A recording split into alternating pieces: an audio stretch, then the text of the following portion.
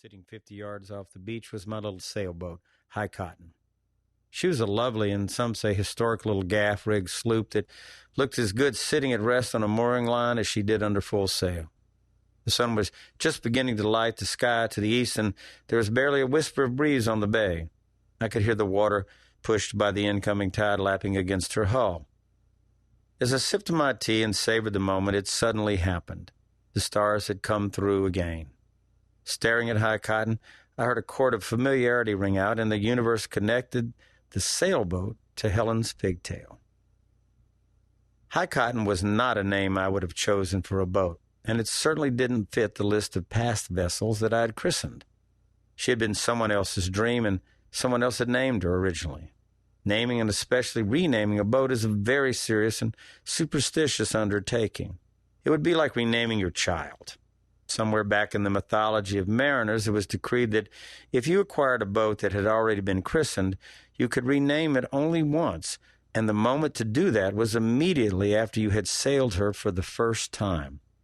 If you did it at any time after that moment, it was very bad luck, and nobody wants to sail on a bad luck boat.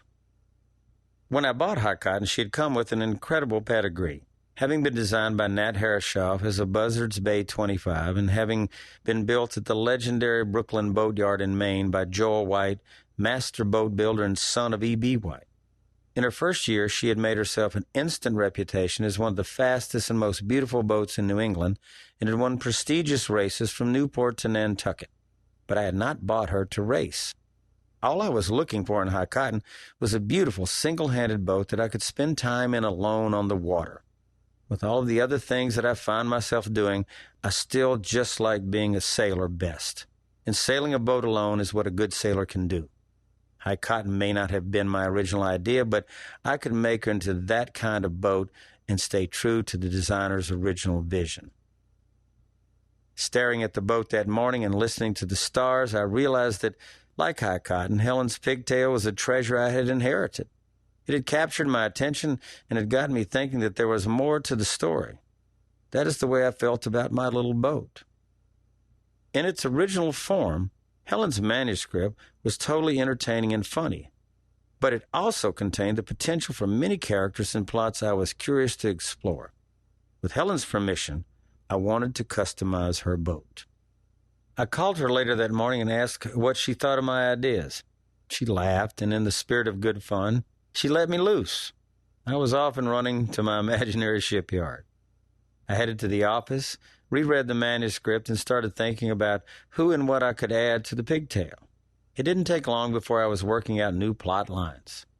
My plan for the story was not to change course, but to add some interesting stops on the journey. I was sailing into uncharted waters as far as pets were concerned. The only pets I'd ever owned were dogs. I take that back. I did own a parrot for one day, but I returned it to the pet store after the parrot made it very clear to me and my valuable thumb and forefinger on my left hand that it did not desire to be part of my life. I knew nothing at all about pigs as pets. I was about to find out plenty, and now so are you. There are many people out there who have funny stories to tell, but it's the writing it down part that's tricky. I can tell you that even though writing is a gift, it is not one that comes with a set of instructions or an autopilot. You wonder why a lot of writers go crazy, drink themselves to death, or become recluses? Because it is hard work. I know. I could never have guessed that this little piggy book would end up taking more than 2 years to write, but I should have known from my experience with real voyages. As Billy Cruiser said in an earlier book, the best navigators are not always certain where they are, but they're always aware of their uncertainty. Longer than expected voyages come with the territory if you truly are a sailor. The journey can go on a lot longer than you expected. As I said before, sometimes you look for the story, and sometimes it comes to you. So if you're asking yourself the question, what on earth is Jimmy doing writing a book about a pig instead of about boats, islands, bars, ballads, and beaches? The answer is simple. Why not? I hope you enjoyed this story.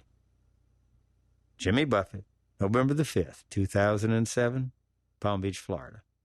Have fun.